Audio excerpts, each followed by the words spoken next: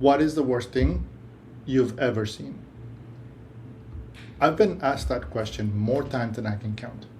At parties, family dinners, first dates, casual conversa- casual conversations with strangers who find out what I do and then lean into it with that look, that curiosity, that slightly excited look like they're about to hear something from a movie. And every single time, there's this split second decision that I have to make. Do I protect myself or do I perform? Do I give them something light, something that satisfies the curiosity without costing me anything? Or do I give them something real? Because here's what most people don't understand when they ask that question. They think they're asking for information and they're not. They're asking you to go back. For a lot of people in this job, it's not like flipping through old photos. It's more like opening a door you've spent a long time learning how to keep shut. And most of the time we open it anyway. Because we don't want to be rude. Because we don't want to make it weird. Because something somewhere underneath all of it, there's a part of us that is used to absorbing things. We give them what we came for, and then we carry it home. Now, I want to be fair here before we go any further. I don't think people ask that question to cause harm. Most of the time, they're genuinely just curious. They've never seen that side of life. Their entire reference point from what we do is built from TV shows and movies, where the most moments are dramatic and cinematic and wrapped up in 45 minutes with a score playing underneath them. They don't know what they're actually asking. And that's not criticism, that's just the distance between their world and ours.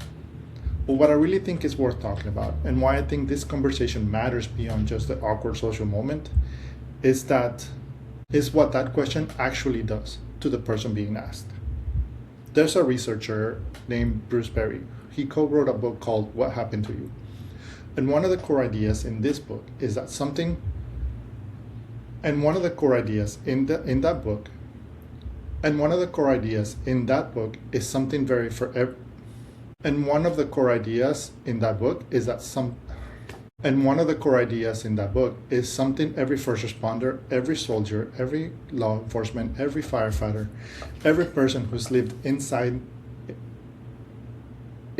sustained high stress experience needs to understand about themselves. Your brain doesn't separate memory from state very clearly. What that means in plain language is this. When something reminds you of a high stress moment, your body doesn't just recall it. It can actually re-enter it physiologically. The heart rate changes, breathing shifts, muscle tension returns. That low hum of alertness you know from the job, it can come back just from a question, just from a word. You're not just remembering, you're re-entering. So when someone casually asks, what is the worst thing you've ever seen? At a barbecue, at a Christmas dinner, with a drink in their hand, and a genuine curiosity on their face, they're not asking for a story. They're asking you to revisit that state your body worked really incredibly hard to survive in. And most of us do it without even thinking. Here's something I really want you to sit with. Every time you tell that story, every time you go back there on demand, you're not just sharing a memory. You're reinforcing it. Bruce Perry talks about this. He says that neurons that fire together wire together. The more a memory gets activated, the stronger the neural pathway becomes. The sharper the memory gets, and the easier it is to access, and the more dominant it starts to feel in how you see yourself. So what happens to someone who answers that question every single time he gets asked? Every party, every family gathering, every curious strangers for 10 years. That memory doesn't fade, it gets stronger.